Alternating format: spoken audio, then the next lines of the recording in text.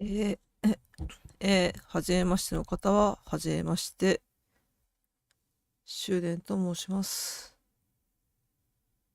今日から、この、ジャニー・レクルというゲームをやってみようかなと思います。なんか他の人の放送でですね、ちらっと見たら面白そうだったので、やってみたいなと思いまして、Steam の方で買いました。うん。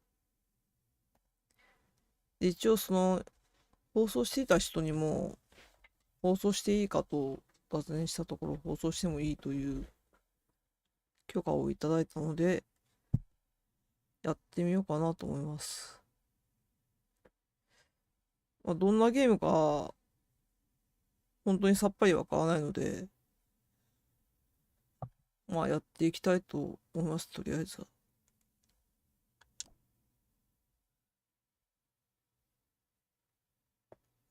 新しいゲームを開始してコレクションと進行状況をすべて、決定かな。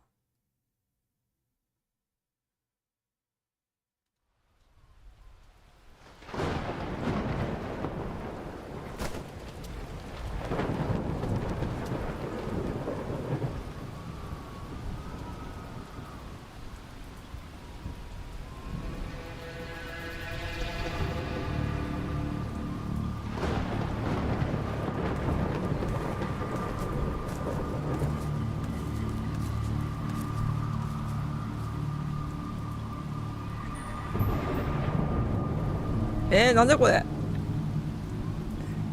えいや、不気味だと。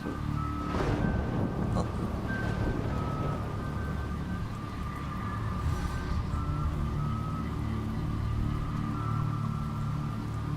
えなんか、唐突になんか、唐突すぎてよくわからないですが。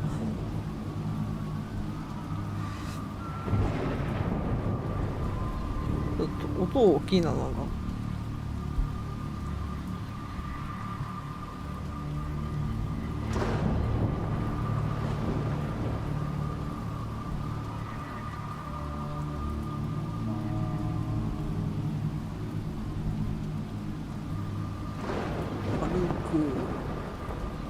歩く。時間制限がある選択肢に。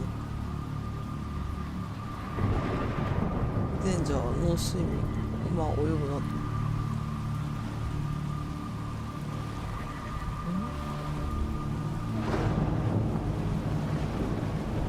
で、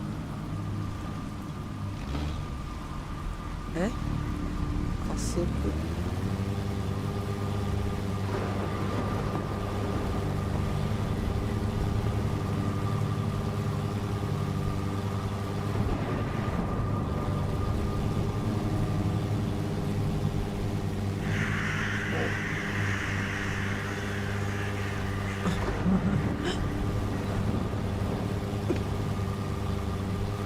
これは何でしょうね。デンジャー。岩がありますね。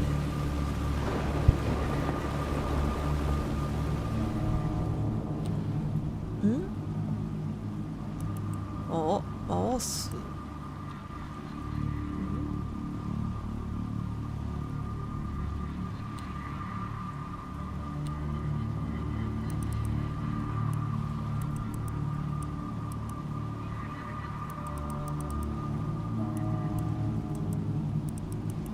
なんだこれ、2つ一緒に回っちゃうのか。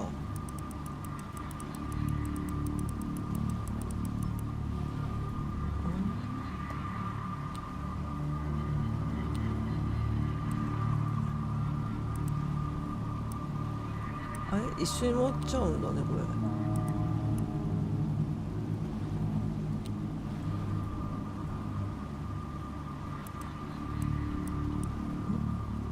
いきなりパズルが来たな。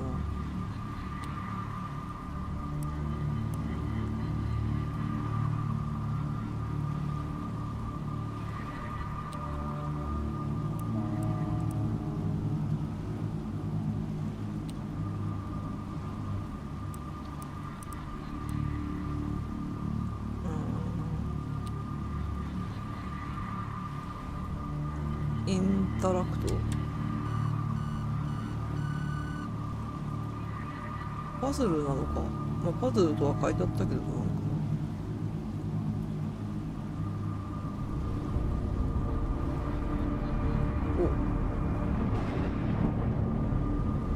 お、なんかいかにも怪しげがない感じできた。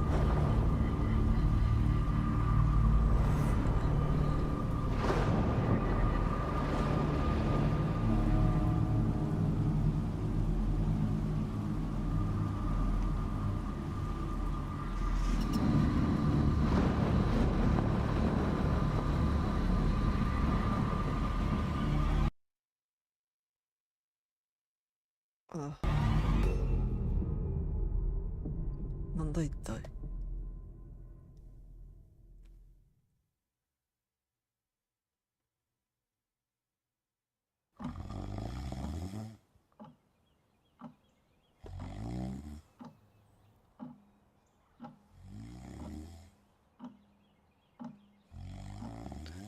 あ、これ最初に出てきたなんか木の像の人か。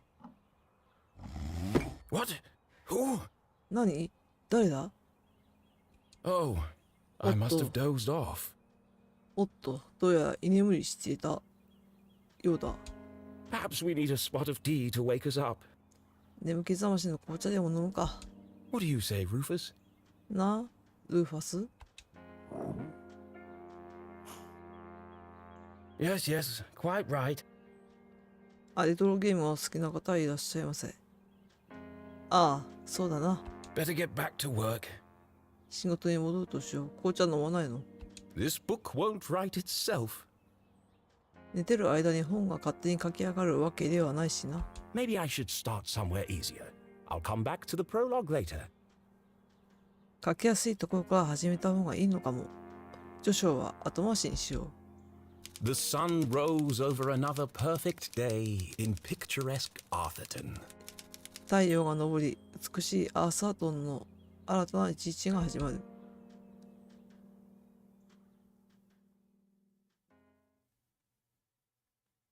To the casual observer, Arthurton seemed like any other small, quiet town. 一見するとアーサートンはどこにいてもある静かで小さな町に思えた。 It was nestled in a valley between two mountains, 二つの山に挟まれた谷合にあり、 lined by lustrous forests, 素晴らしい森に囲まれている。 and perched on the edge of a pristine lake. 湖のそばに位置する古い町並み。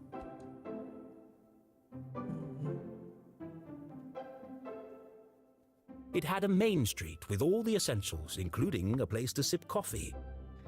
あらゆるお店や建物が立ち並ぶ大通りがあり、その中にはコーヒーを楽しむカフェも。 It had schools, a college, a church, and a police station. 学校も大学も教会、そして警察署も。 It even had a museum no one ever visited.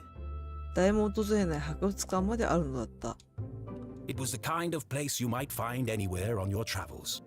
旅に出ればどんな国でも見かけるようなそんな場所。 Typical, maybe even forgettable. ありふれた記憶にも残らないような場所。レトロゲームが好きな方いらっしゃいませ。 But there was one thing in Arthurton that was unlike any other town in the whole world.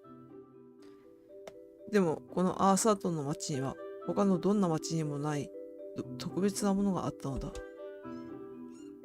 Actually, it was a girl. それはある一人の女の子だ。なんかあれフロスっていうんだっけ？歯の間になんかやってなんかゴミ取るやつ。 Her name was 彼女の名は Jenny LeClue, ジェニー・レクルー。 and she was the world's greatest detective. 彼女は世界一優秀な探偵なのだ。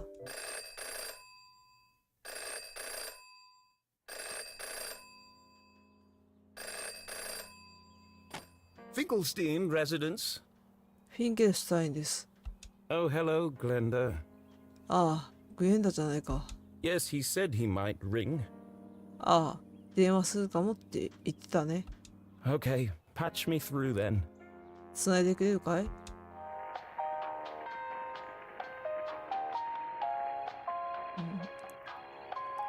あ、留守電の音楽か、これ。Richard? リチャードかい？ Yes, I got it. ああ、伝言は聞いたよ。I did, and my answer is no. だが、私からの回答はノーだ。I understand that, but... それはわかるが、でも、Well, yes, of course, but... もちろんそうだが、それでも。No, no, no. Nothing is settled. 違う、そうじゃない。まだ何も決まっていない。I'm not going to do it. そんなことはしないよ。It goes against everything my books stand for. それでは、今まで私が書いてきたものと全く違うものになるじゃないか。No, not yet, but... いや、まだだけど。If I could just... もう少し。Please, listen to what I'm saying. 頼むよ。私の話を最後まで聞いて。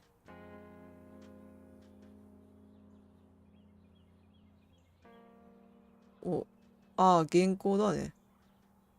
うん。なんかすんのこれ。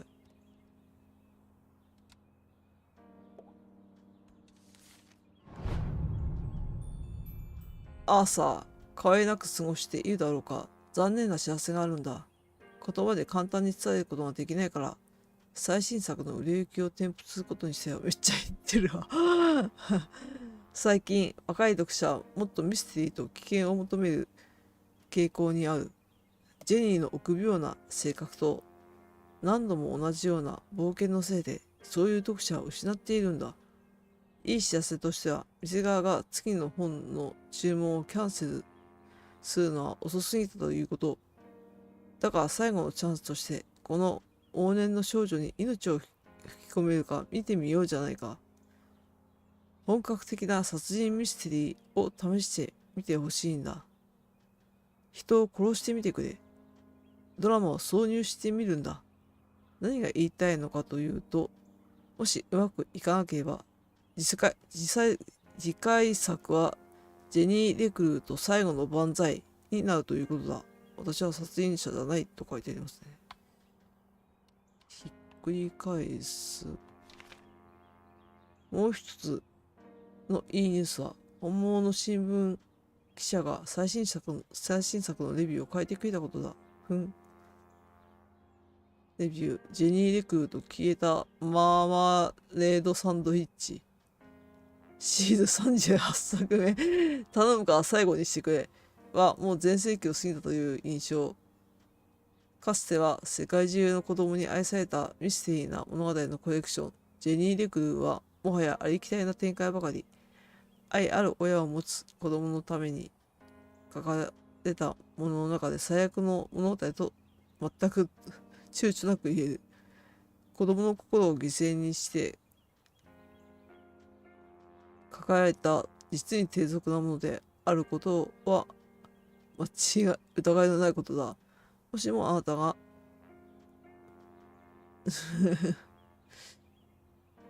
なんかいろいろ書いてあるんですね。そしてなんかね、作者もすごいディスられてますね。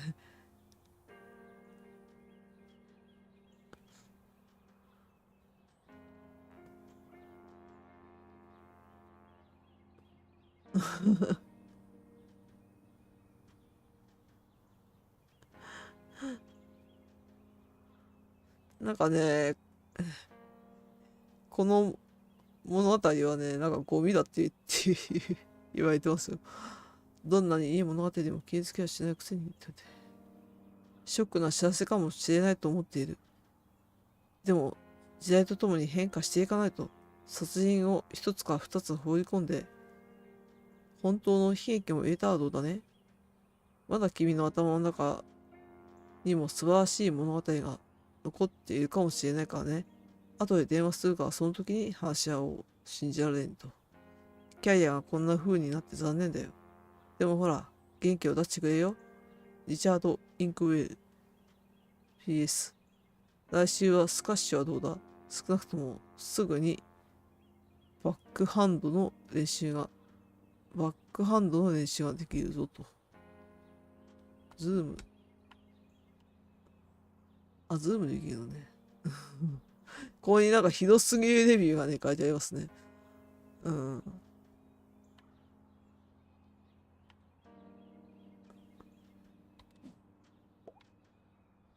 紅茶。なんかある。ギャラリーの芸術品。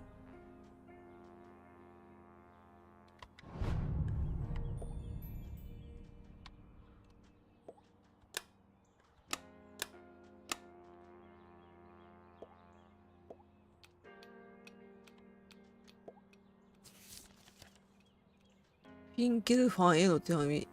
下書き。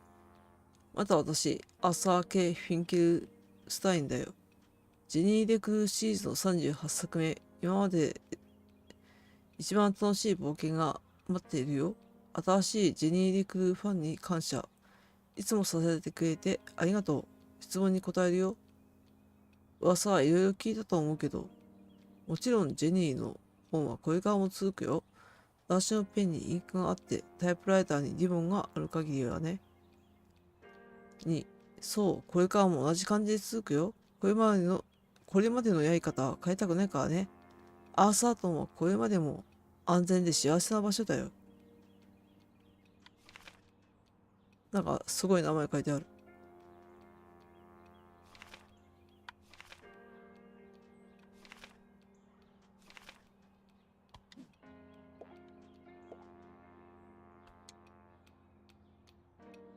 これは最初の解説でしたね。第一章、太陽が昇り美しいアーサートンの新たな一日が始まる。一見するとアーサートンはどこにでもある静かで小さな町に思えた。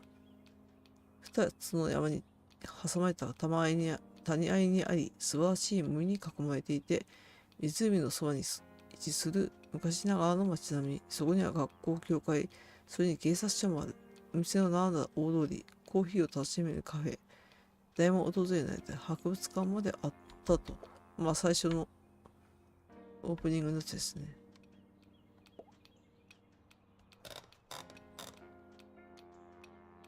旅に出ればどんな国でも見かけるような場所、ありふれた記憶にも残らないような場所。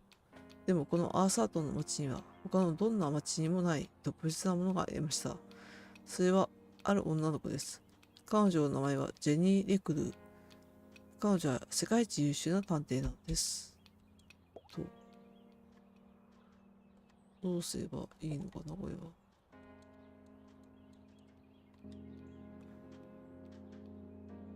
You don't understand what you're asking for. 一体自分が何を言っているのか分かっているのかい？ You want me to turn Jenny's world upside down? 今まで築いてきたジェニーの世界観を完全に無視しようというのか？ Kill off my characters and destroy everything I've built over the last 30 years? 私のキャラクターたちを消し去り、30年にわたって私が築き上げてきたものを全てぶち壊そうというのか？ Fine. 分かった。I'll give you what you want. そこまで言うなら、そうしよう。 But I warn you, I'm a stream of consciousness writer. 言っておくが、私は意識の流れを取り入れる作家だ。意識の流れを取り入れる作家って何？ And you have unleashed my fury. 君はそんな私の怒りを解き放ったのだ。Good day, sir. どうなっても知らないぞ。どういうこと？ Boring? Predictable? Pah! 退屈だって？先が読めるだって？何を言ってる？ Well, if it's murder they want, it's murder they'll get. 人が殺される方がいいというならよろしい。その通りにしてやろう。だからタイプライターってこんな人差し指でやるものなの？わからないけど。It should have been another perfect day in Arthurton. But today was different, and nothing would ever be the same again. To begin with, Jenny LeClue was dead.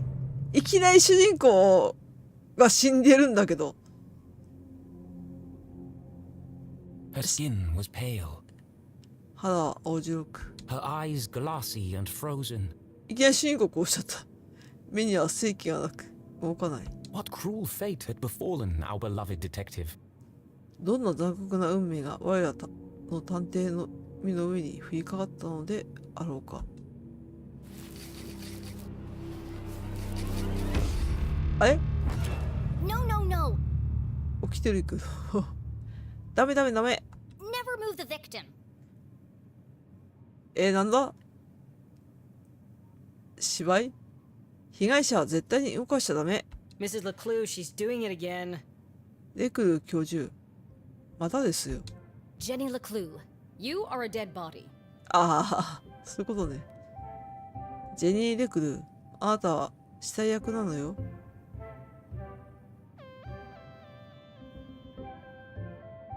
なんかいろいろ書いてありますね。 Dead bodies don't 死体は喋っちゃダメ。ジュリー・レクル、元刑事。愚かな学生に教えている。料理は下手くそ。いう母親。ああ、シーコの母親なんですね。But he's doing it wrong. でも、やり方は間違ってるわ。 As wonderful as it would be if all cadavers were so talkative. 死体がすべてこんなにおしゃべりな、どれほど助かることか。 We must deduce the cause of death without their help.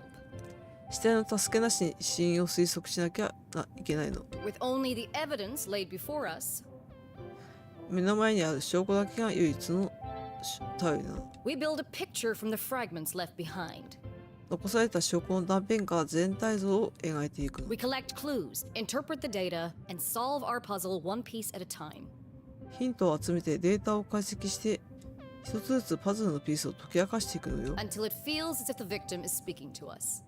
まるで被害者が語りかけてくれているように。 But Jenny is right, Jonathan. でもジェニーは正しいわ、ジョナサン。 You mustn't disturb the crime scene. Vital evidence could be lost. 絶対に犯罪現場を乱してはいけません。重要な証拠が失われてしまうかもしれない。 Sorry, Mrs. LeClue. すいません、レクル教授。 Okay, you've all had a chance to study the body? いいわ。みんな死体を観察できたでしょ。 Who can postulate how she met her demise? 誰か彼女の死に至った状況を仮定してみて。 Oh, me? はい、私、わかりました。 I think it was an accident? これは事故ですね。 Yeah, she obviously wasn't looking where she was going. そうだよ。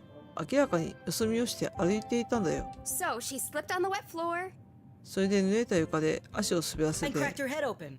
Like an egg. その弾みで強打した頭がまるで卵のように割れてしまったと。 And then she bled to death. その結果、失血死してしまった。 Really? How can you tell?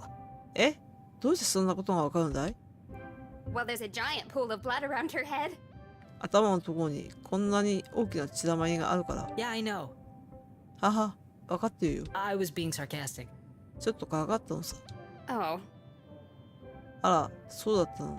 Actually, あのね、 you're both wrong. 二人とも間違ってる。 What? It was cold-blooded これは血も涙もない。 murder. 殺人よ。 Murder? まだまあ、殺人。 Don't be ridiculous.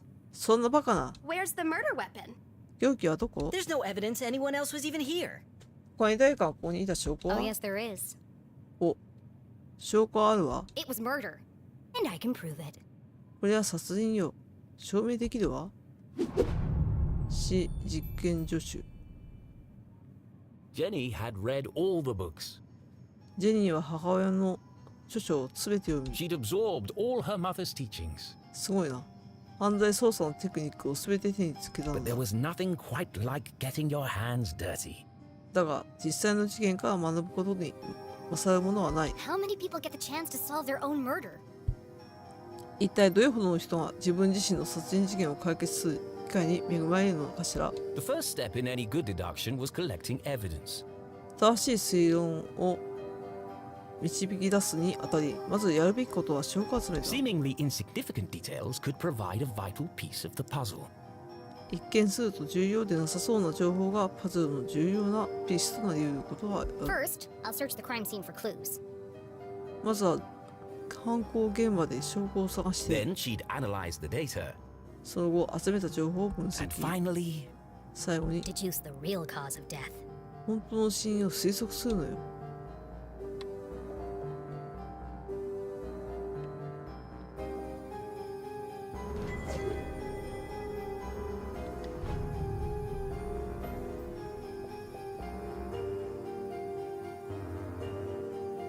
The victim has a green smudge on her lips.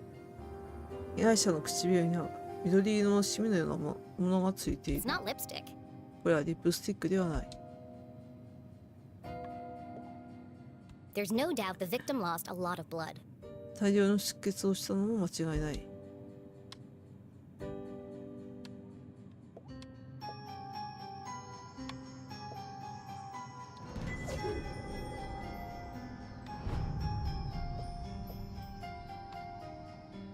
The floor is wet and slippery, 床は濡れて滑りやすくなってい but る。 also immaculately clean. でも血一つないほど清潔だ。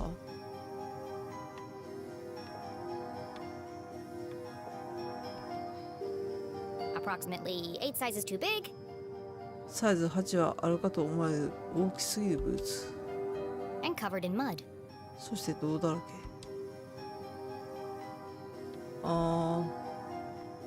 泥だらけなのに、水はきれいだと。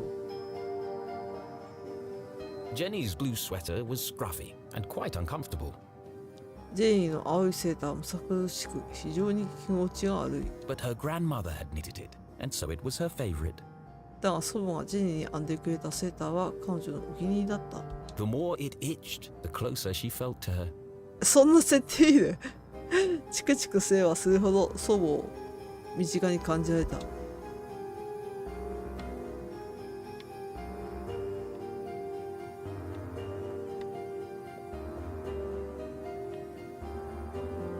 あったなんか。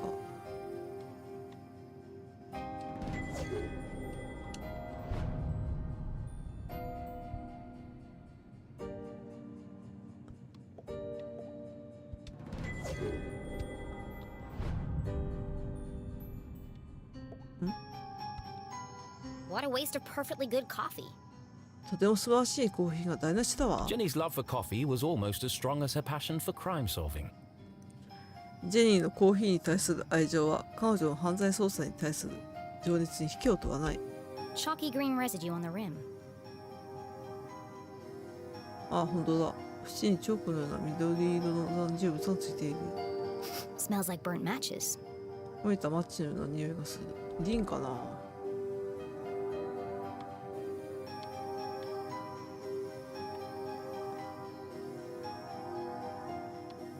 Without her trusty bifocals, Jenny couldn't see the nose in front of her face. どんだけ視力あるこの信頼できるメガネなしではジェニーは鼻先にあるものすら見ることができな They い。 were her window to the world and the lens through which she focused her keen detective vision.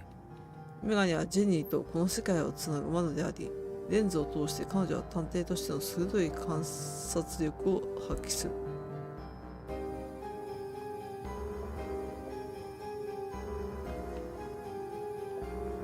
It wasn't Jenny's style to wear accessories, ジェニーはおめかしするタイプではない。 but this hair clip was the exception.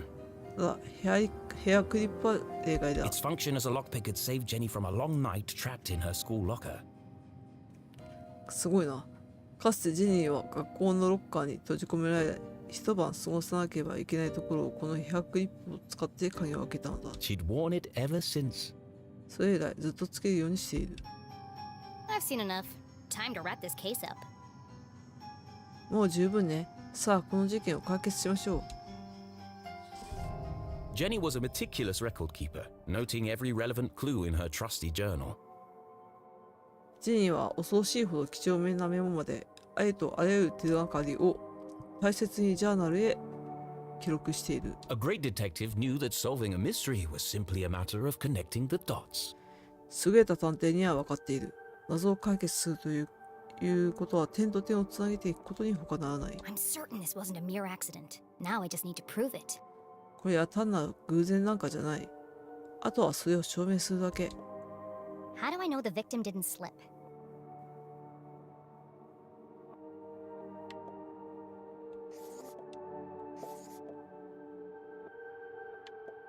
水門する。え、何を直し？ The victim's boots are filthy. 被害者のブーツが濡れている。They should have left big muddy footprints on the floor.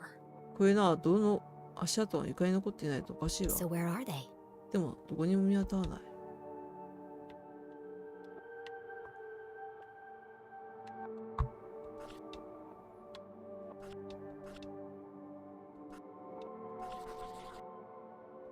なんだこれ。誰かがここにいた？でも誰 Either someone washed away her footprints, 誰かが足跡をきれいに消し去ったのか。 or she was carried here.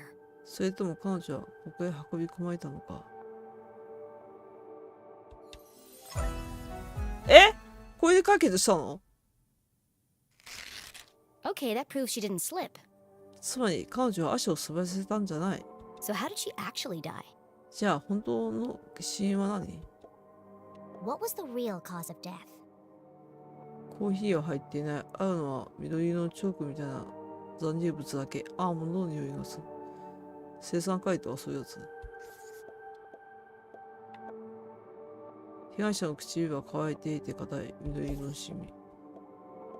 これじゃないのかい？コーヒー不健康でも美味しい。燃えたマッチの。 There's a green residue in the bottom of the victim's coffee cup. 被害者の持っていたコーヒーカップの底には緑色の残留物があるわ。It smells of burnt matches. まるで燃えたマッチのような匂いがする。Phosphorus. つまりリンよ、やっぱりリンなのか。 Also found in common garden fertilizer. 他にもリンを含んでいるのは一般的な庭用の肥料。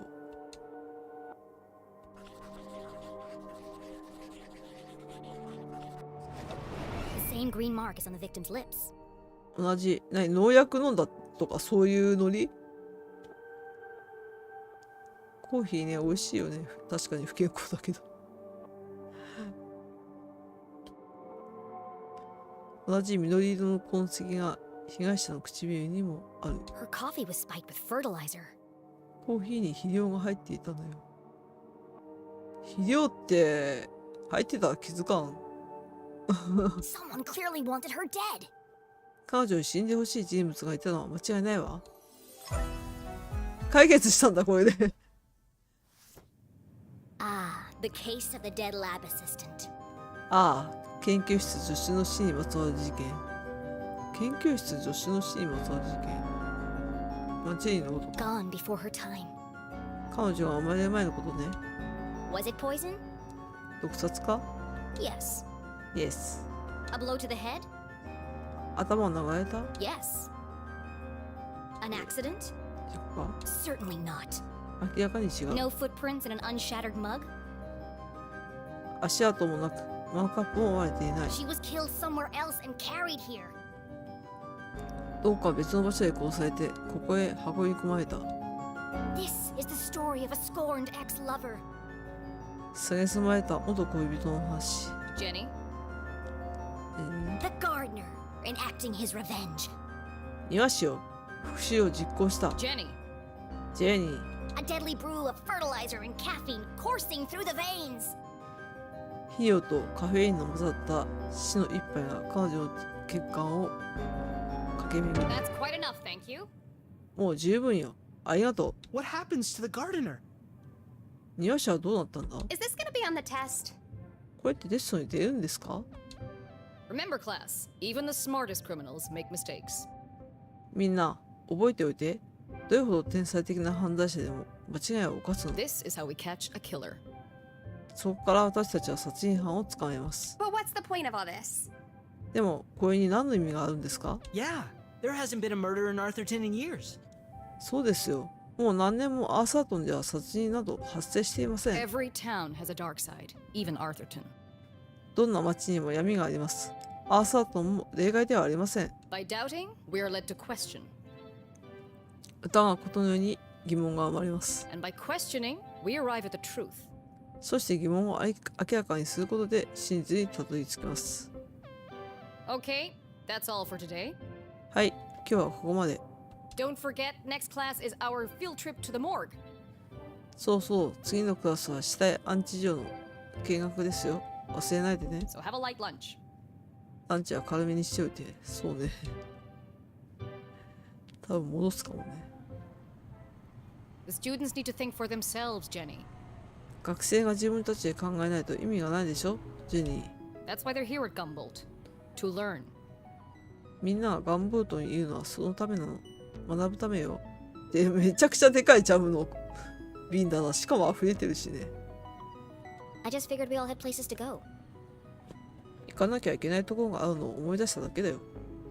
Speaking of which, そういえば、 And where are you off to, young lady? あなたはどこへ行くつもりなの？ I'm a dead body mom, remember? 私は死体なのよ。母さん、忘れた？ Dead bodies don't tell. 死体は喋っちゃダメ。See ya. じゃあね。 Wait, before you go, 待ちなさい。行く前に I have something for you. 渡すものがあるの。 Cool. What is it? やった。何？ If I told you, that would spoil the fun, wouldn't it? 言っちゃったらお楽しみがなくなるでしょ。 The LeClues didn't simply hand each other presents. レクルー家には独自のプレゼントの渡し方がある。 They hid them. プレゼントを隠すもの。 It was a family tradition, and Jenny had developed a sixth sense for finding them. それが彼らの伝統だった。捜査に対するジェニーの第六感はこうして養われた。 With her trusty magnifying glass at her side, nothing eluded her. そしてジェニーが信頼してやまない拡大鏡があれば何一つ見逃すことはない。え？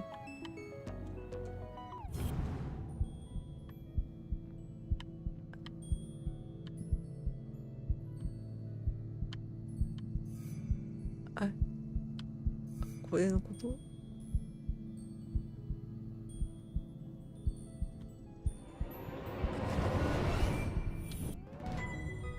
A new journal.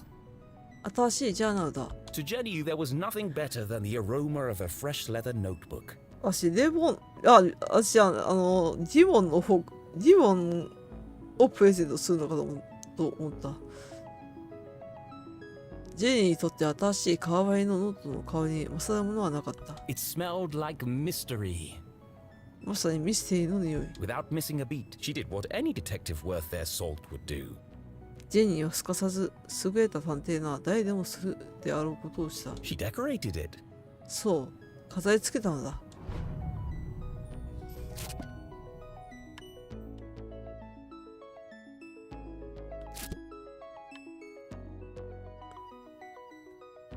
なんだ追加って。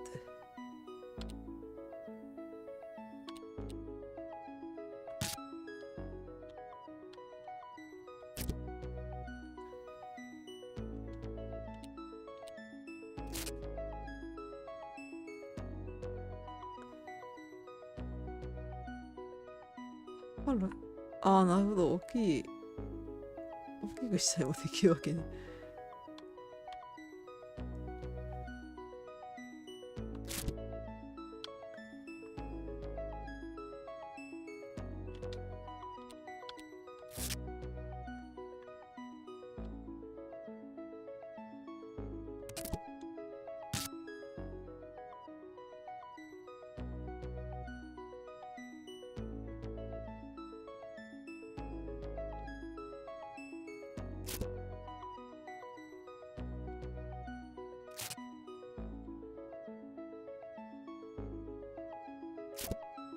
まさか手帳作りから始まるとは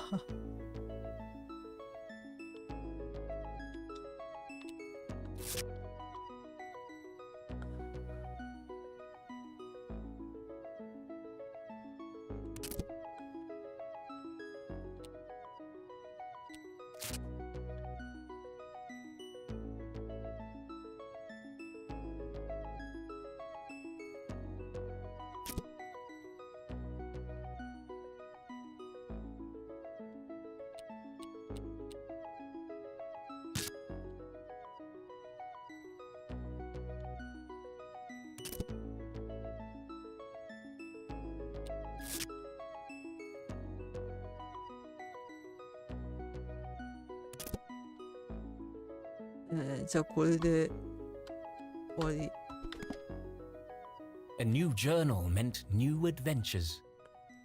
新しいジャーナル、それは新しい冒険の始まり。偉大なる探偵は決して諦めない。母より。She imagined all the thrilling cases that would soon fill its pages. ジェニーはここに書き込まれていくであろう刺激的な数々の事件のことを思い巡らせていた。And on the first page, her mother had written an inscription.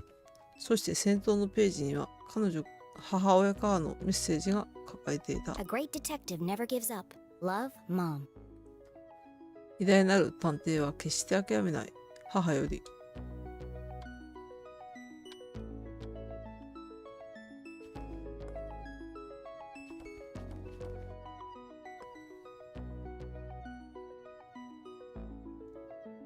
なんだこれあ、選択したやつ。私選択肢でこういういろいろ変わるのか。ドリーマーなんだ。信念に打ち込む強烈な意志と率直さ。他者を敬語する聡明なリーダーです。何でも屋で豊富な知識を持っていますが、融通なかつ感情を表に出さないことも。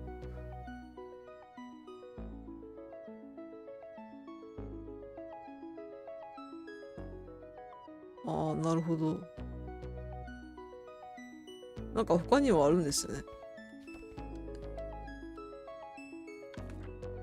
あ、なんかたくさんあるな。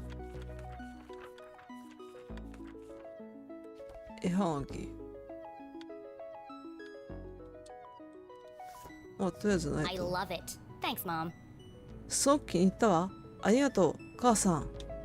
Jenny, ジェニー、 I wanted to talk あ about, なたに話したいことが。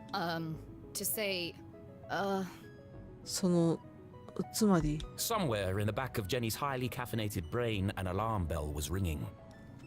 カフェインでフル回転しているジェニーの頭の片隅にある警報が鳴り響いた。 Her mum was hesitating. まあ、見ればわかるよね。ジェニーの母親はためらっている。 What could be causing her to act so out of character? この彼女の母親らしかぬ行動の原因は何なのか。何？何？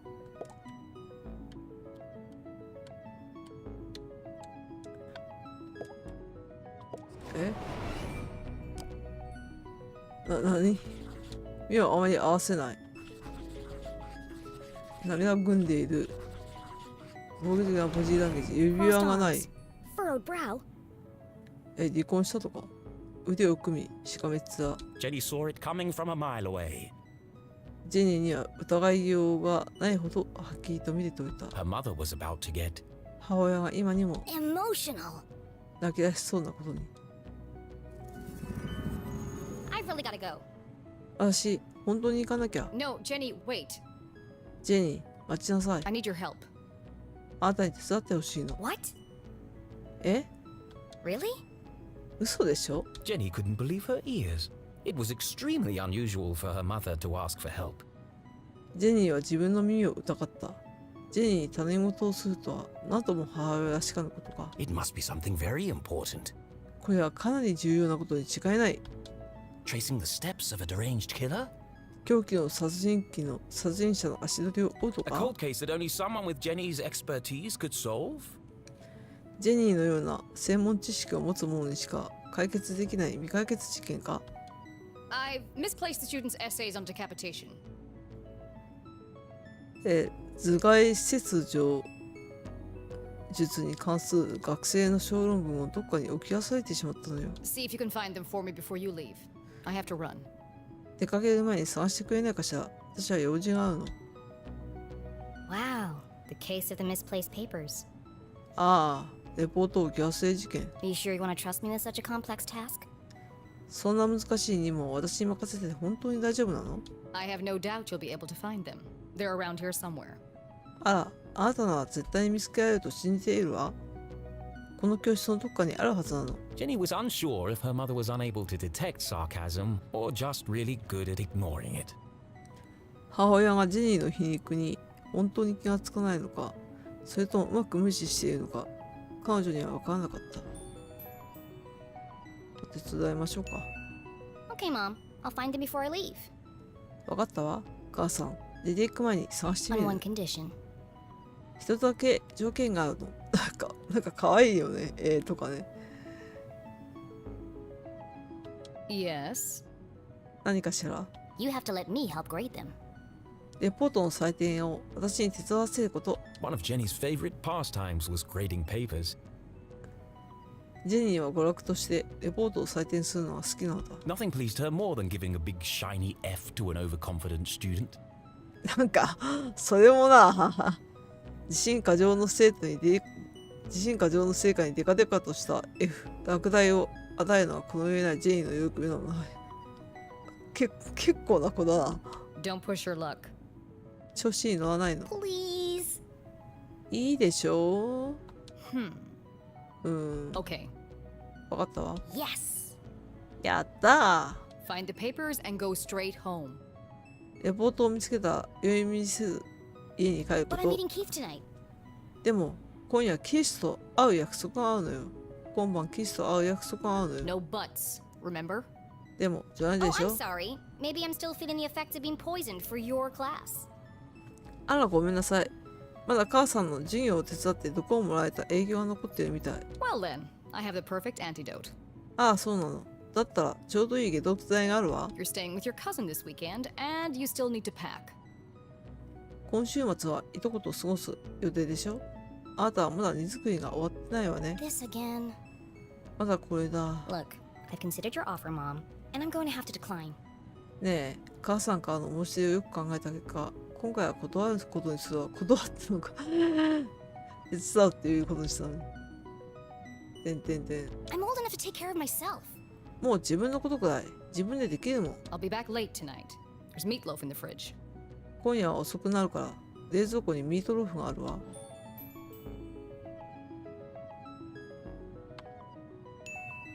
Late again? What are you up to? また遅くになるの？何があるの？ Jenny LeClue, it's been a difficult week. ジェニー・レクル。今週はいろいろと大変だったの。 Could you please just do what you're told for once and stop asking questions? この時間制選択肢何があるのかな。お願いだからたまには私の言うことにいちいち理屈をこねずにおとなしく従ってよ。 Fine. 分かった And try to stay out of trouble. 厄介ごとに首を突っ込まないように。 When do I ever get into trouble? 私がいつ厄介なことをしたっていい笑顔。 All right, let's find these papers and get out of here. よし、レポートを見つけてここから出るわよ。なんだろう。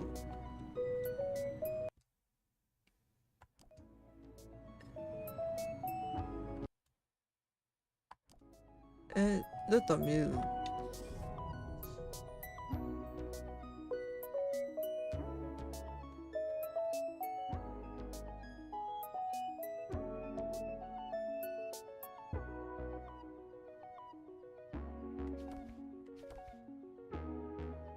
風狐。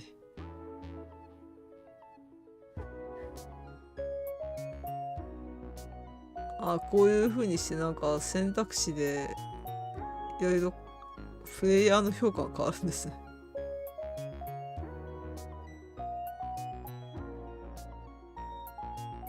そうなの？ルールは破るためにあると考えています。規定によって勝ち費をしますが、常にフェアに戦うわけではありません。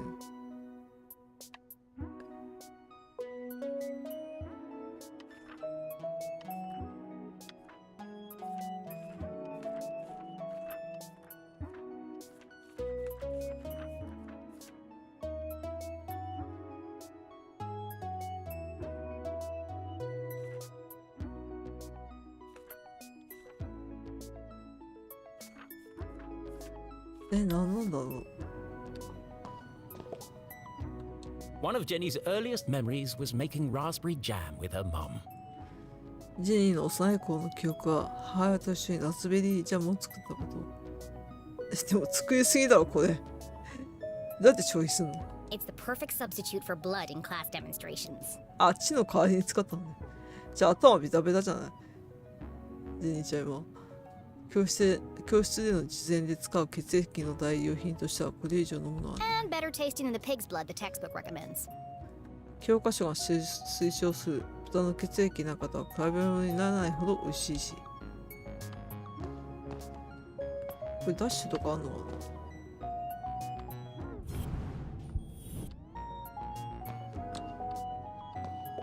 あ、こうか。火をしながら。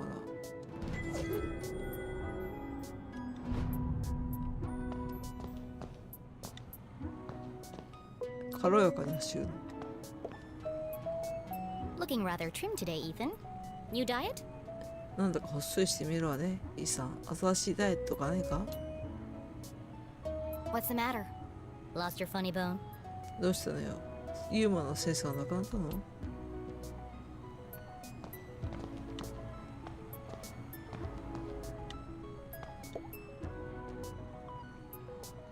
？Becoming a great detective took more than book smarts. 優れた探偵になるには本の知識だけでは足りない。 You needed real life experience. 実際の経験が必要なんだ。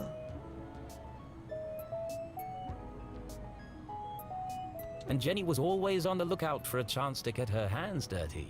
そしてジェニーはいつも実際の事件に関わるチャンスを伺っていた。出た。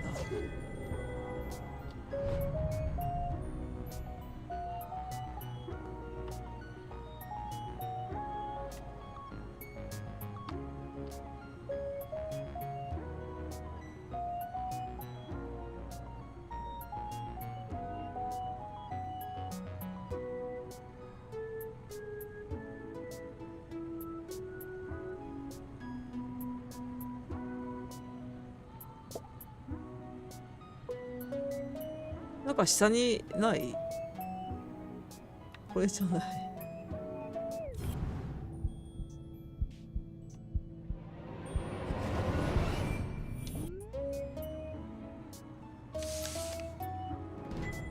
It's one of the students' term papers. これは学生の学期末のレポの一 You 枚 can ね。 tell by the terrible handwriting and erroneous conclusions. この下手な字と間違った結論がわかるわ。 Mom must have put them behind the chalkboard. 母さん、黒板の裏に置いたに違いない。一枚掴む長押し。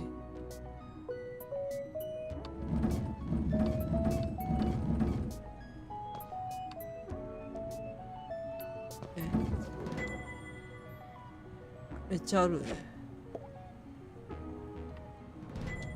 Found you. Time to get out of here. 見つけた。これで教室から出られる。ジャーナルが更新されたよと。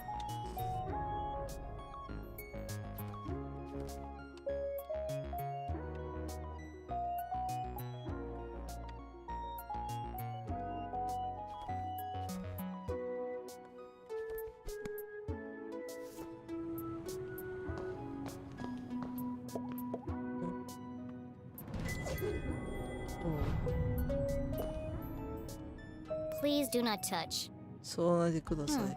Someone must be running an experiment. 誰かが実験中のよね。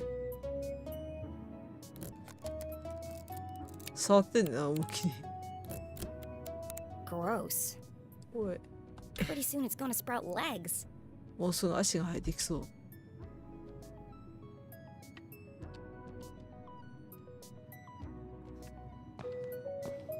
じゃあ、なんか更新されたよ。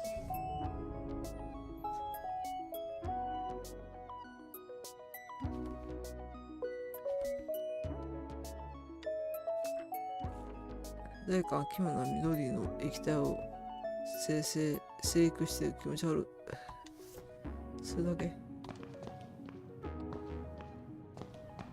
なんかあれ走り方いいな。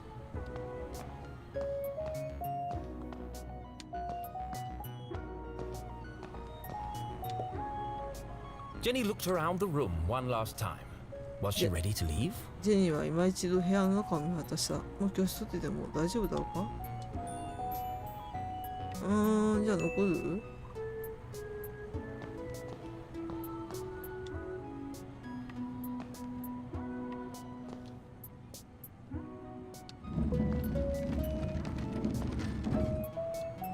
なんかある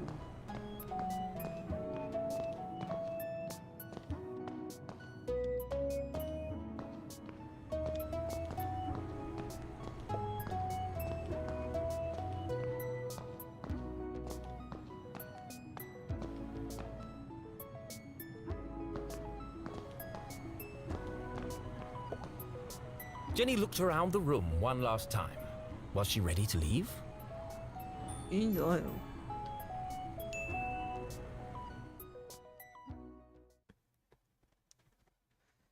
これ Okay, so she wasn't really dead. That would be silly. No, Jenny was alive and well and ready for another perfect day in Arthurton. 本当に死んでいたわけではない。そうだったら馬鹿らしいからね。ジェニーはピンピンに生きていて、アーサートンの最高の一日を過ごそうとしていた。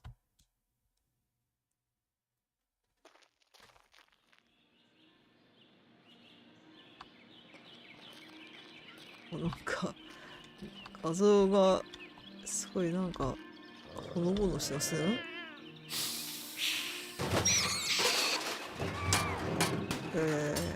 どうした？ What the? 一体これは。ゴミ箱。 What a mess. I should investigate.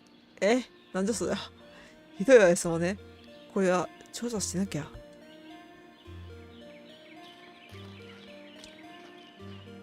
調査すんの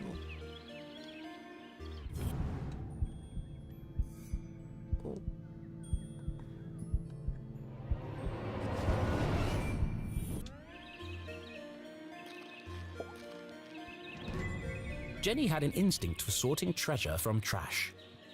ジェニーは無駄なものか大切なものを見つけ出す前もっての才能があった。 To the untrained eye, this was just a discarded piece of an old postcard. 素人には捨てられた古い絵はがきの一部にしか見えないが。 But to Jenny, it was a mystery waiting to be solved. ジェニーに抱えは未解決のミステリーなのだ。 I should keep my eyes open for any other pieces. 他にも絵はがきの一面があるかもしれない。見落とさないようにしよう。難解なポストカード。これポストカード探し次元なのか。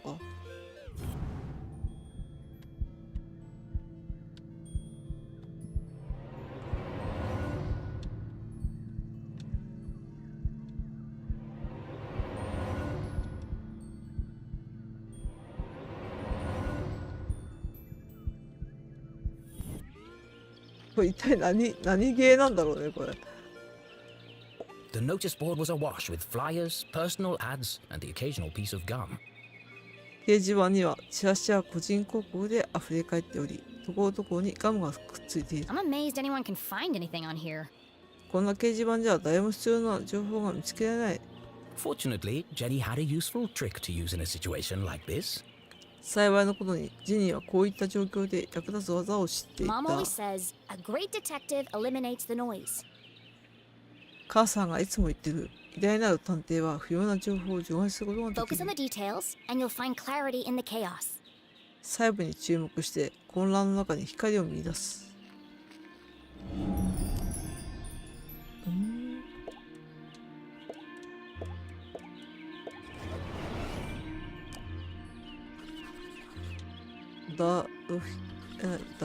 フロリアが教える趣味のヒーリング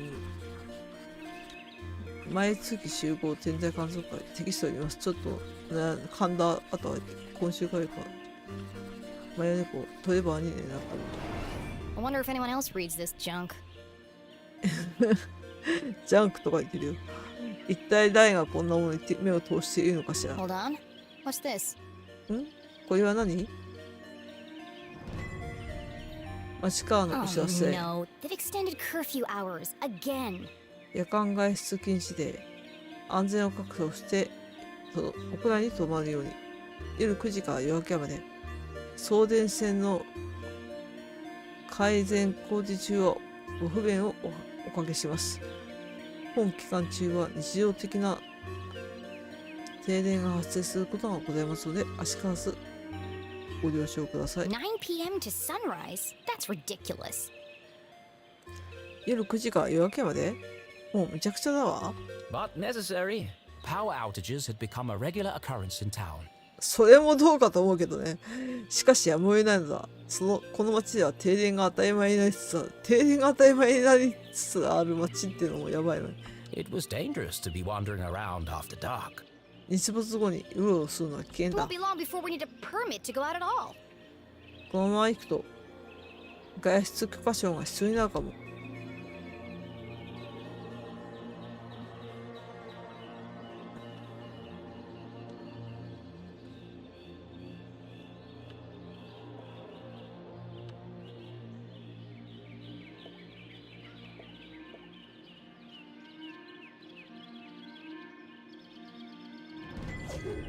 あ、これステッカーなのか。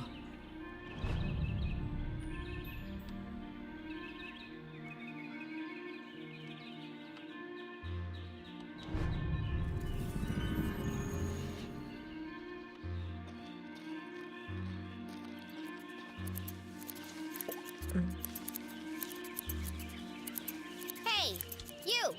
ちょっと、 Oh, hi there.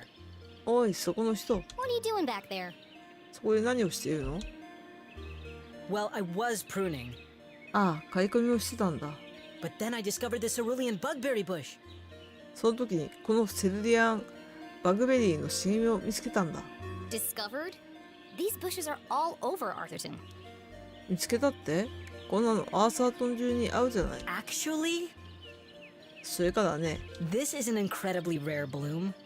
これはとっても珍しい花なんだ。 There's nothing rare about Arthurton. アーサートンに珍しいものなんてないよ。 I beg to differ.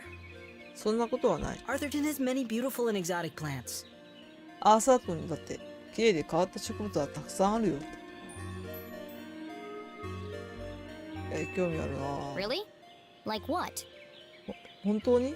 例えば Mushrooms with eyes that glow in the dark. 目のあるキノコで夜になると光るものとか、 Berries that emit a bioluminescent mist. 発光性の光る霧を放出するベリーとか、 And flowers with nectar as sticky as super glue. 他にも強力瞬間接着剤並みの粘着力を持つ蜂蜜を出す花もあるよ。 Where? I've never seen any of those things. どこに？そんなの見かけたことないけど。 Well, believe me, they do exist. 本当だよ。ちゃんと存在してるから。 I've had the pleasure of seeing them up close. 近くで見ることができて本当に良かったよ。 That's one of the privileges of working for Dean Stroudsbury in his greenhouse. ストラスベリー学長の温室で働けることの特典の一つだと思うよ。 Anyway, I should get back to work. とにかく仕事に戻らないと。 I want everything to be perfect for the Dean's retirement celebration. 学長の退職祝賀会なんだから完璧な状態にしておきたいし。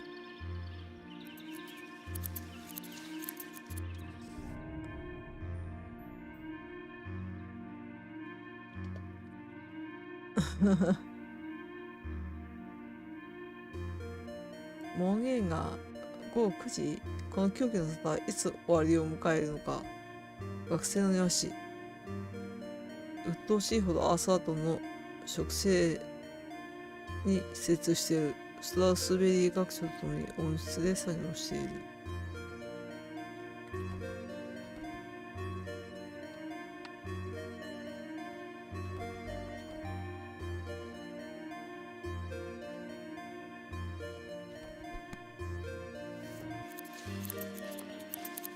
これってセーブどうなってんのかね。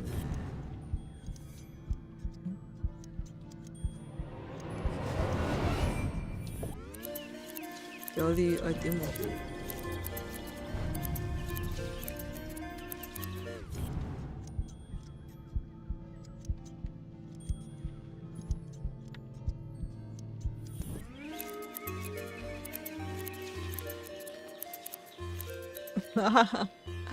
雰囲気だな、これ。雰囲気がすごくいいな。signs and decorations adorned the entire campus. キャンパス中が看板や装飾で飾り付けられている。A party to celebrate the dean's impending retirement. まもなく引退する学長の祝賀パーティーだ。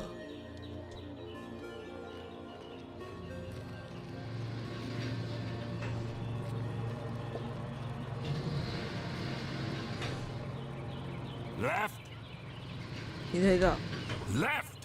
左だ。 I said left, damn it! さっきから左だって言ってるだろ。 What part of left are you having trouble with? 左ってシーンのどこがそんなに難しいんだ。 My left or your left? まあそういうことだよね。俺から見て左なのか、お前から見て左なのか、どっちだ。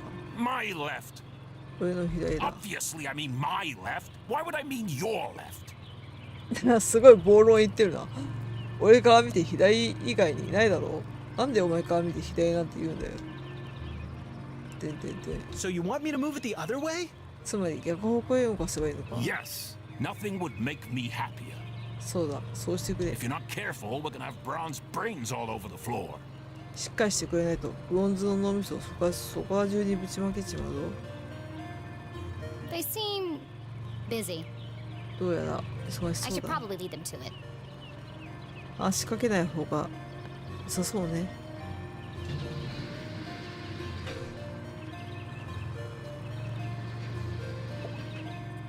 あ、 Hello, Mr. Stroudsbury.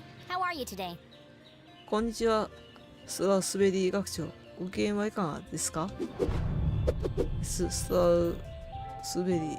A みんな jolly に愛される gentleman, バンブ the ート dean の was 学 often 長。 seen shaking hands みん and なのお kissing じさん的 babies 存 around 在、 town. サンタクロースみたいにある。陽気な紳士で街のあちこちで握手したり、赤ちゃんの方にキスしているところを見かける。すごい優しい世界だな、これ。 He's also Mom's boss. また母親の上司でもあ But る。 more than that, he was her loyal friend. それ以上にジェニーの母親に忠実な親友である。 What do you think, Jenny? どう思うね、ジェニー。 The dean had dedicated his life to Gumboldt, 学長は人生をガンボルトに捧げていた。 and the townspeople had spared no expense in their tribute to him. 町の人々も少しでも学長の助けになろうと援助を惜しまなかった。 Quite a striking resemblance, Mr. Stroudsbury. 驚くほどよく似てますね。 It's a scary thing, Jenny. 私は恐ろしいよ、ジェニー。 Retirement. 退職することが。 Great excuse for a party, though. いや、パーティーを開くいい口実ですよ。 What will you do when you're no longer the dean? 学長じゃなかったら何をしますか？ I've been trying not to think about it. それはなるべく考えないようにしている。 This place won't be the same without you. あなたがいなくなるとここも変わりますね。 Things change, Jenny. すべては変わりゆくものだよ、ジェニー。 Time marches on, and we must do our best to adapt. 時はどんどん過ぎていくものだ。私たちは取り残されないようにするだけだ。 It's going to be difficult, but I'm sure we will get through it. 大変ではあるだろうが、大丈夫。私たちなら乗り切れる。 What do you mean, we? どういうことですか？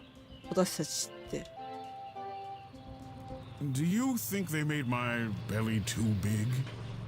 銅像のお腹大きすぎないかい？正直に言おうか。 It might be all those bronze pancakes, Mr. Stroudsbury. ブロンズのホットケーキが詰まっているのかもしれませんね。 No legacy is so rich as honesty. 正直に勝る遺産もなし。 You are a clever one, Jenny LeClue. 君は賢明だな、ジェニー・レクル。なんでみんなフルネームで呼ぶのかね。 Speaking of which, そういえば、 have you been practicing your detective skills? 探偵としての技能に磨きをかけているかい？ Have I? Of course, always. 私ですか？もちろんです。一瞬たりとも答えません。 Well then, I have a challenge for you. よろしい。では私から課題を出そう。 I bet you can't guess what I ate for breakfast. おう。君ならば、今日の私の朝食を見抜くことができるはずだ。 At last, a real challenge for Jenny. ついに推理らしい推理の機会が来た。 A fiendishly difficult puzzle that would take all her wits to solve. そうなのか。彼女が持つあらゆる知力を駆使しなければ解決できない恐ろしく難しいパズルだ。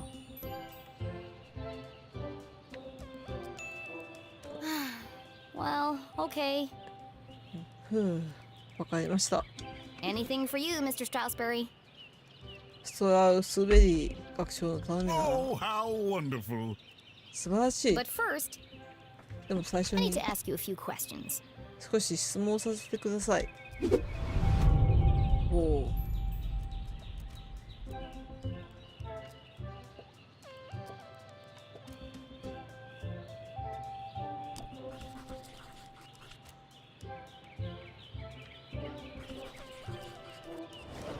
Looks like he accidentally put a spoon in his pocket instead of his pen.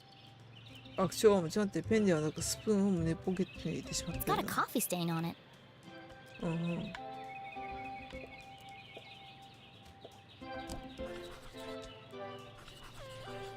古いかなり少なく100年。1時間近く遅れている。 His watch is slow. 学長の時が That's 遅れ unlike てい the る。 dean. He's usually very punctual. 学長らしくない。いつもはとても時間に正確な人だ。 Your watch is 45 minutes slow. 時計が45分遅れていますよ。 Is it? Oh my. なんだって？おっと。 That explains why there was no cheesecake left in the cafeteria. どうりでカフェテリアにチーズケーキが残っていないわけで。ってことはチーズケーキ？ My head's not screwed on today. Thank goodness you noticed, or I'd be late for my meeting with your mother. Oh, really? She didn't mention anything to me. そうなんですか？母からは何も聞いていません。 Oh, well, of course she wouldn't. It's nothing そ important. の別に大したことではないからだろう。 Why are you meeting then? 何の目的で会うんです It's か？ just, she's helping me finalize my plans for, いや、君のお母さんがその計画をまとめる Your party? 学長のパーティーですか？ yes, that's it. My retirement party. Thank you. そう、私の退職パーティーだよ。ありがとう。結局この人の朝食ってチーズケーキだったのか？ Are you okay, Mr. Strasberry? ストラスベリー学長、大丈夫ですか？ Of course. Now let me just fix my watch before I forget. もちろんだと思う。忘れる前に時計の時間を合わせておこう。 Now, where were we? で、何だったかな？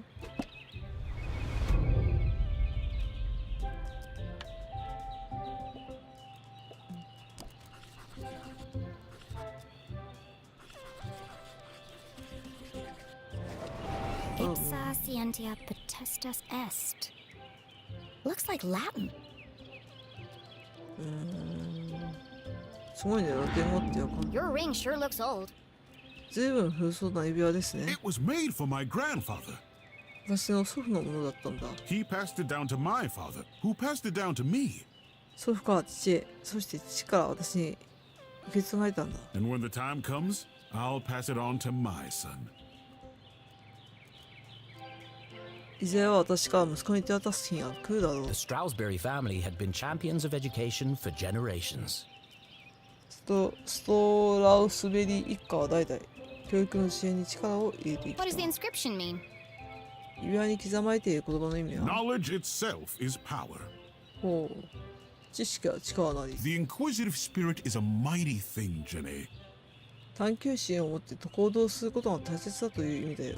ジェニー。 And nothing is as important as the truth.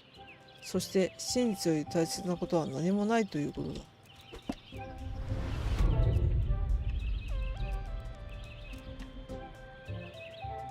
あれ。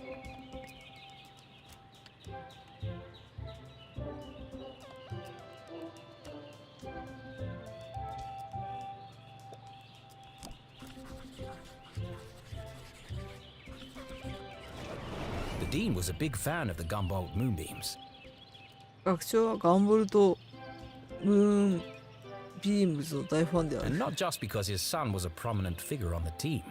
彼の息子はチームで活躍しているからという理由ではなさそうだ。 Well, a bench warmer anyway.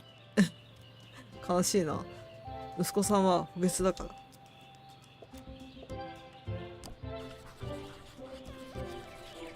パウダー、いい感じがない。 It can't be dandruff. He has no hair. 好きじゃないわ。学長に髪の毛はないもん。 I have a hunch it's powdered sugar. どうやら粉砂糖のようね。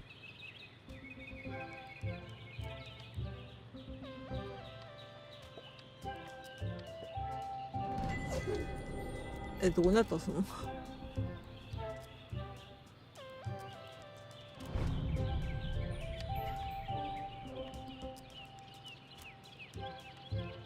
これ関係ないのかな。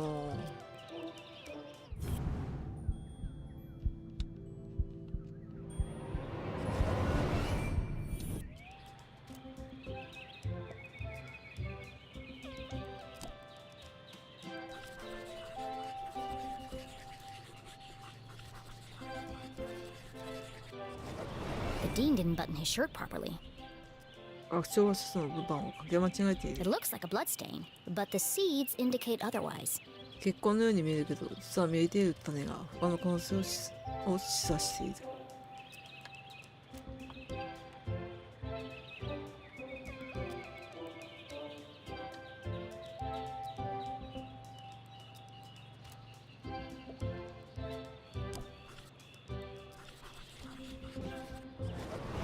For the Dean, being covered in plant life was not unusual.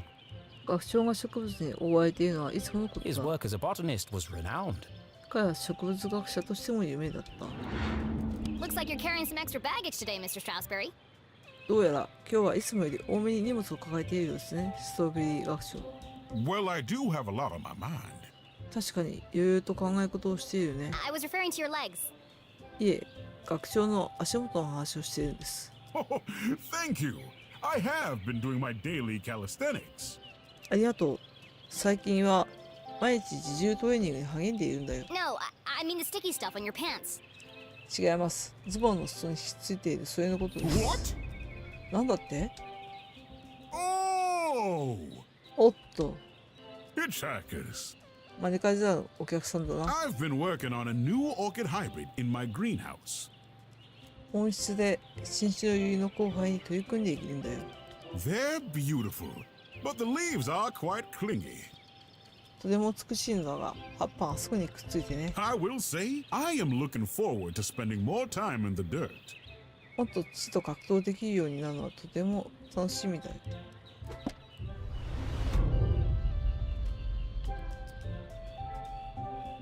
これ手がかりなのか。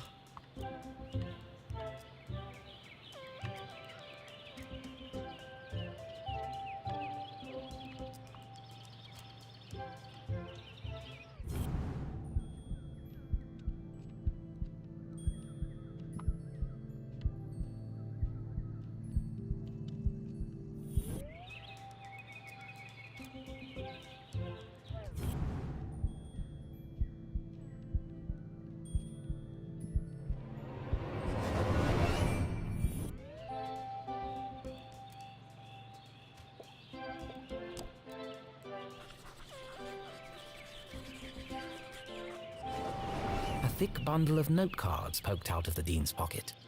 メモカードの束が学長のポケットから顔を覗かせている。 What's he keeping so close to his chest? 胸元に大事そうにしまっているものは？ You've been making a lot of notes, Mr. Strasberry. 何かいろいろとメモを取っていますね。それは滑り学長。 Oh, I was intending to make a speech on Saturday. 土曜日にスピーチをする予定なん Why で have you ね。 scratched out so much of it? どうしてそんなに修正が多いんですか？ Your mother suggested I keep it short, and quite right, too. 君のお母さん曰く短くまとめた方がいいそうだ。確かにそうだと思うよ。 I must have rewritten it 20 times by now. 20回もう解雇に20回は書き直したかな。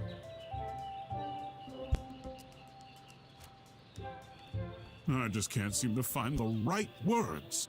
どうもぴったりの言葉が見つからなくてね。 So, what do you think, Jenny? Can you guess what I had for breakfast? 粉砂糖。 Sure, Mr. Strasberry. I've got everything I need to solve this mystery. そうですね、学長。この謎を解くにあたり必要な情報は全て揃いました。マジでブルーベリーだよね。 What did the dean eat for breakfast?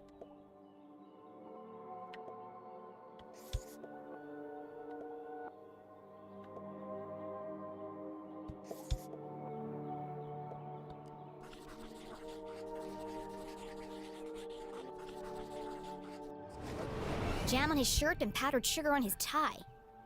シャツにはジャムが、蝶ネクタイには粉だと。The evidence points strongly to the dean's breakfast consisting of one, maybe two donuts. ドーナツなの？なんかドーナツ以外のなんか可能性もないの？なんかチーズケーキのこととか言ってたし。証拠は明確に示しているのは、学長の朝食はドーナツ1つ、いや2つだったはず。解決したんこれで。What else can I tell about the dean's morning?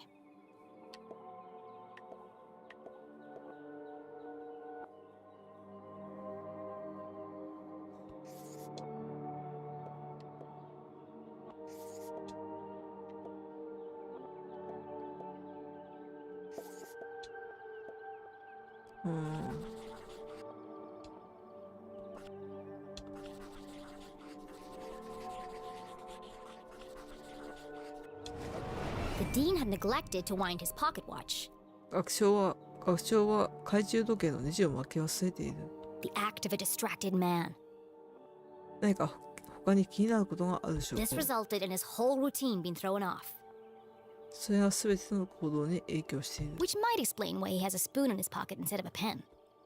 ペンではなくスプーンを胸ポケットに入れていることの説明もつきそう。解決した。何が一体解決してるのかよくわかんないんだけ You ど。 had a donut for breakfast. 朝食にドーナツを食べましたね。朝食にドーナツか。やってみたいよね。Yes? おお。I'm guessing おそらく raspberry. ラズベリー。 How did you know? どうしてわかったんだ That い？ part was easy. You always have donuts for breakfast. それは簡単でした。いつも朝食にドーナツを食べているでしょ。 But something else caught my attention. でも他にも気づいたことがあります。 Oh? おー I think you have something on your mind, Mr. Strasberry. 何かストラウベリー学長は考え事をしていたようですね。 You are usually a picture of precision and punctuality. 普段は正確で時間厳守の字で行くような人じゃないですか。 But today, there's a spoon in your pocket and your shirt button is undone. でも今日はポケットにスプーンが入っているし、シャツのボタンをかけ忘れています。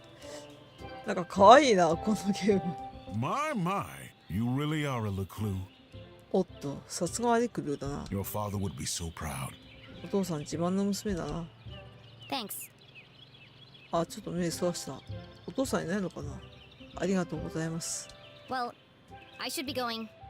I'm meeting your son by the lake. じゃあ、そろそろ行かないと。湖のとこで学長の息子さんに会う予定なんです。And I'm meeting your mother in the library. 私は君のお母さんと図書館で会うことになっている。 What a small world this is. なんとも奇遇だ Too な。 small. あまりにも奇遇です。 A perfectly small world with everything in its right place. すべてが収まるべきところに収まったなんとも小さな Who 世 would want 界。 to change that? 何を変える必要があるっていうの？ Pardon? なんだって？ Nothing. See you on Saturday. いいえ、何でもありません。それでは土曜日にまた。 Oh, yes. Ah. Until we meet again, Jenny LeClue. そうだな。また会う時まで。ジェニー・レクルー。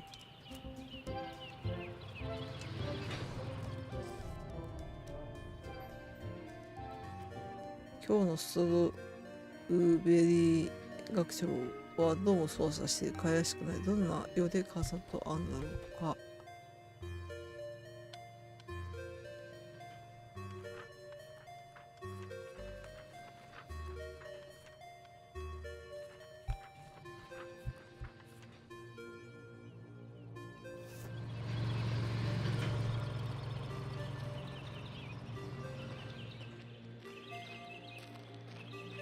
お、スクロールなのかこれ。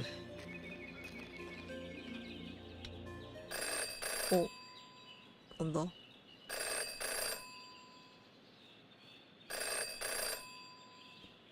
Well, that's not creepy at all.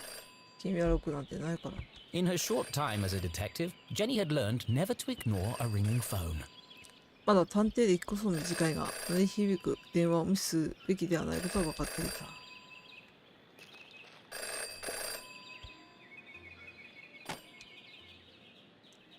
Hello.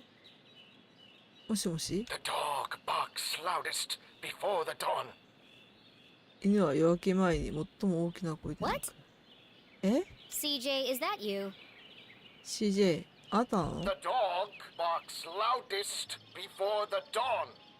電話の相手分かってるんじゃないの？犬は夜明け前に最も大きな声で鳴く。 Really? This again? もう、またやるの？ It's me, Jenny. We don't need to do this. 私よ、ジェニーよ。これ必要ないでしょ。 I have no idea who you are, and I know no one by that name. お前のことなの知らん。そんな名前の人物なの知らん。 The dog barks loudest before the dawn. 犬は夜明け前に最も大きな声で鳴く。 Fine. しょうがない。なんだろうね。鳥？ The early bird can't catch the lazy worm. 早起きの鳥は寝坊した虫をつかめられない。よし。 The wind blows strongly from the east. 風は東から強く吹く。わからん。 People in glass houses should invest in curtains. ガラス張りの家に住む人々はカーテンにお金をかけるべきだ。よくわからん。これどっちなんでもいいんじゃないの？ Evening sky is full of fireflies. 夕暮れの空にはホタルが飛び交う。なんだろう。 The last donut is the tastiest. 最後に残ったドーナツが一番美味し Johnny, it is you. い。これどっちなんでもいいんじゃないのこれ。よし。ジェニー、君だったのか。 Of course it is. 当たり前でしょ。 I need to meet with you right away. 今すぐ君に会わなくてはいけない。 Okay. Where do you want to meet? ええ、どこで会えばいいの？ This place will do. すぐ隣。CJ、陰謀論者。公共の場 Everyone で in 活 town knew 動 that CJ was mad, even dangerous. 公共の場での活動でよく投獄されている疑わしい現実の見方。町の誰もが CJ はおかしい。いや、危険だとしてい He's る。 not dangerous. He just doesn't accept things at face value. 彼は危険人物じゃない。CJ は物事を額面通りに捉えないだけ。捉えられないだけ。 Sure, he's a bit fixated on extraterrestrials, but at least he's passionate about something. 確かにちょっと宇宙人のことに執着してるけど、少なくとも何か真剣に取り組めることがあるのはいいことよ。 CJ and Jenny certainly indulged each other's obsessions. CJ とジェニーはお互いの執着心に寛容だった。なんかよくある外国のよくなんかこういう CJ とかっていう呼び方、名前の呼び方って何なのかな？私わかんないわ。向こうの人じゃないから、向こうの文化って何なのかね。ごめんなさい。 But most of all, CJ treated Jenny like a colleague. だが CJ のジェニーに対する態度は同僚に関するそれであり、 And not a little kid. 子供扱いはしてなかった。 CJ, why did we go through all that if you're right here? CJ、ここにあなたがいるのに、どうしていちいちこんなことをしなきゃいけないのよ。 Can't be too careful. 用心に越したことはない。 Are you sure you weren't followed? 何、中二病なのかこの人。ジェニー、つけられてないだろうな。 Who would be following me? 誰が私たちを尾行するっていうのよ。 Shh. This place is compromised. We don't have long to talk. やばいな、この人。やばい人なんちゃうこれ。はい、そのチーム。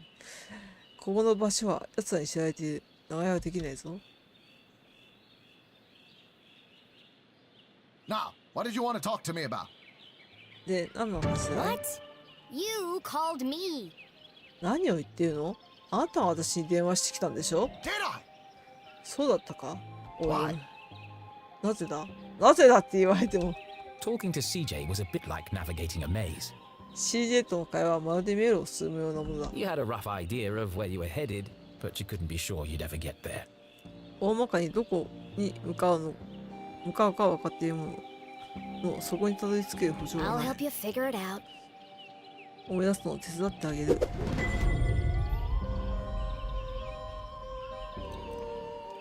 なんか CJ やばいんちゃう？なんかやばい人に見えるんだけど。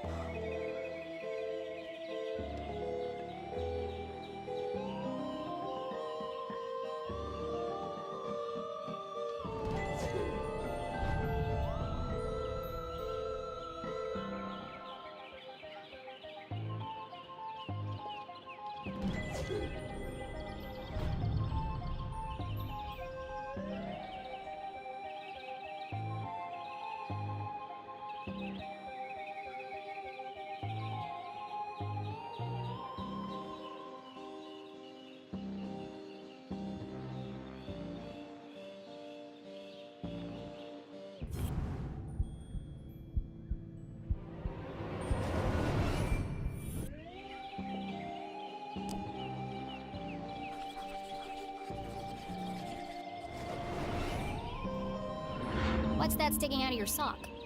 その靴下から飛び出しているものは？ That's what I wanted to talk to you about. おう、これこそ私が君と話したいと思っていたことだ。 I intercepted a secret message. Classified intel. 秘密のメッセージを傍受したんだ。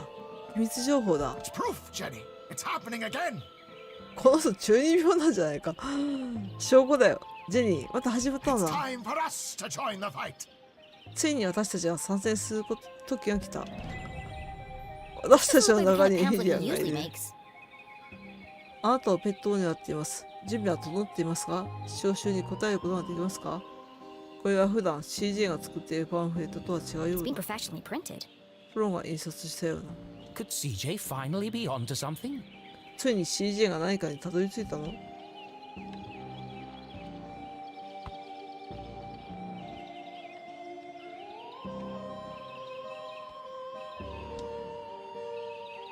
？Oh, it's just part of a cereal box. と思ったシリアルの箱の一部だった。子供宇宙軍候補生に今すぐ参加しよう。 A cereal box from another space-time continuum? 別の時空連続体に存在するシリアルの箱はよくわかんない。 Nope, just a regular cereal box. It's an ad for a toy. いいえ、普通のシリアルの箱よ。おもちゃのここね。猫がお好きな方いらっしゃいませ。 But why? でもどうして Why would だ？ it just be lying there in the trash? ゴミと一緒に混ざっているはずだろう。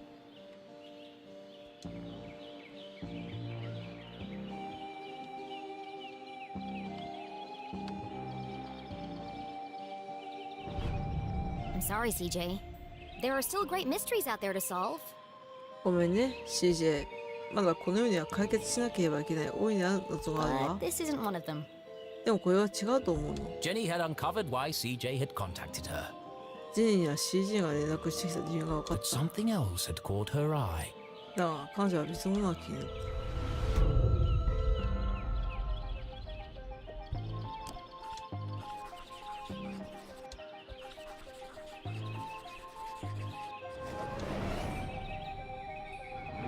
Is it your birthday, CJ?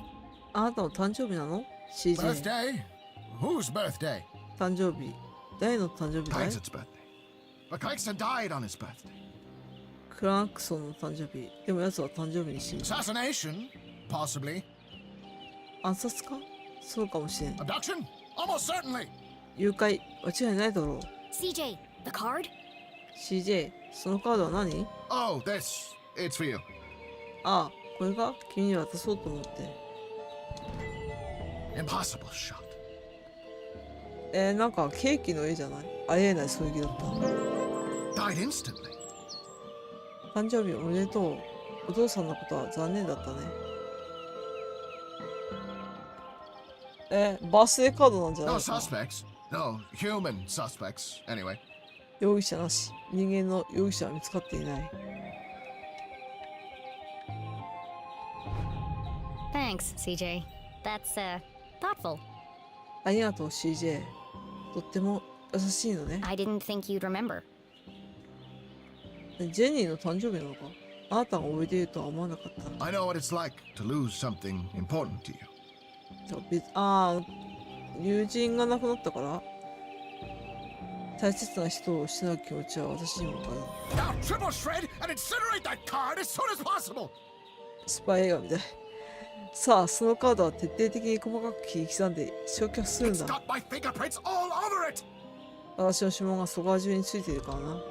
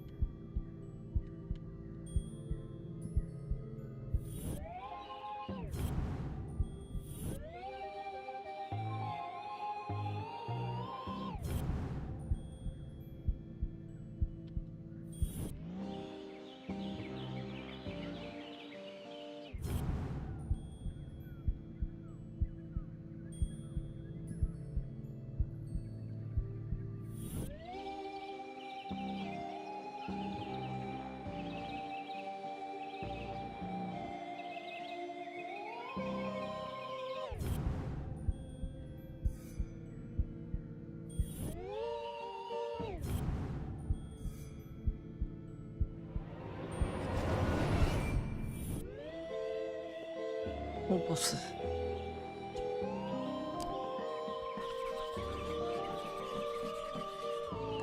変なシーン。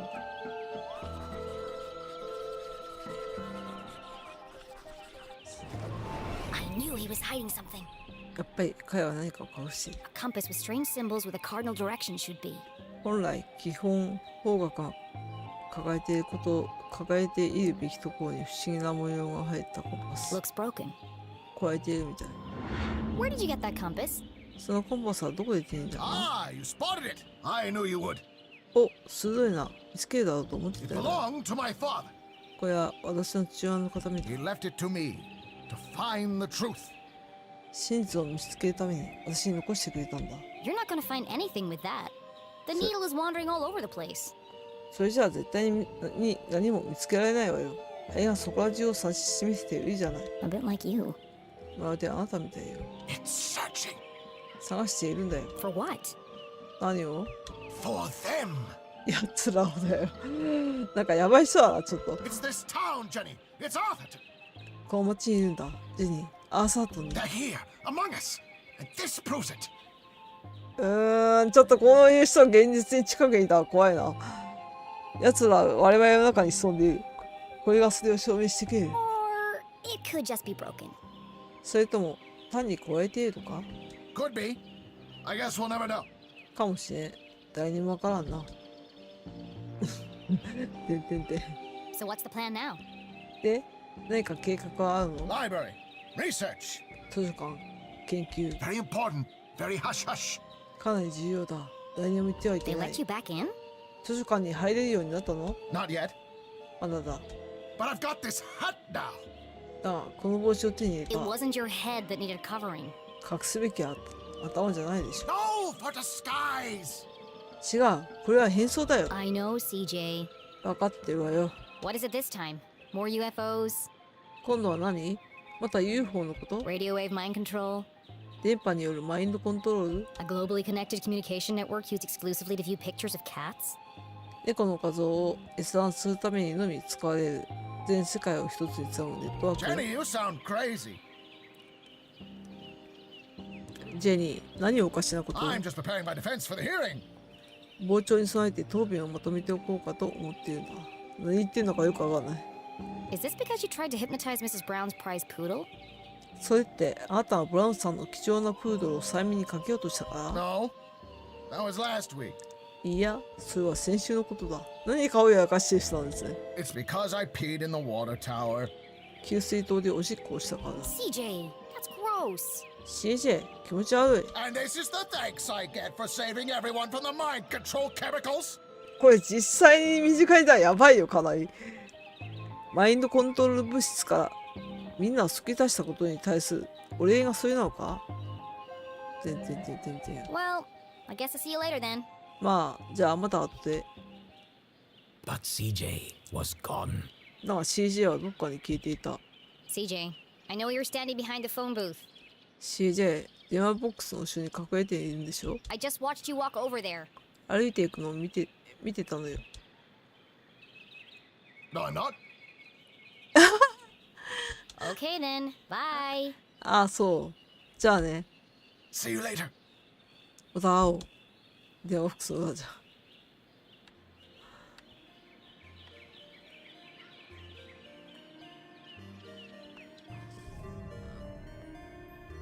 いつも通りの変人ぶり。ところで CJ ってなんだよ、秘密の暗号。早起きの鳥は寝坊した虫を捕まえられない。ガラス張りの家に住む人だ。カーテンにお金をかけるべきだ。最後に残ったドーナツが一番だし。何言ってんのかさっぱりわかんないな。これってどうやって終わるのかな。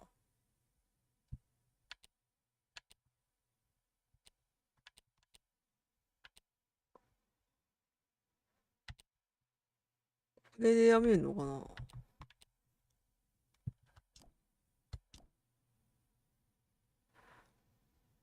で、再開したらどうなのかな。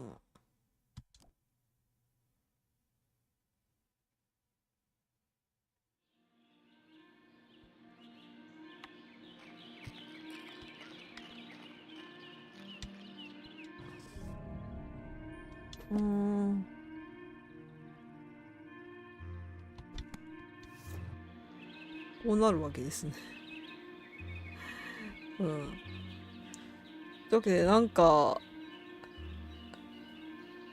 ゲームの中だからいいけど、実際にこの CJ みたいな人いたらやばいよねっていう結構、リアルにやばい人もいるみたいですね、なんかね。まあ、これからどう、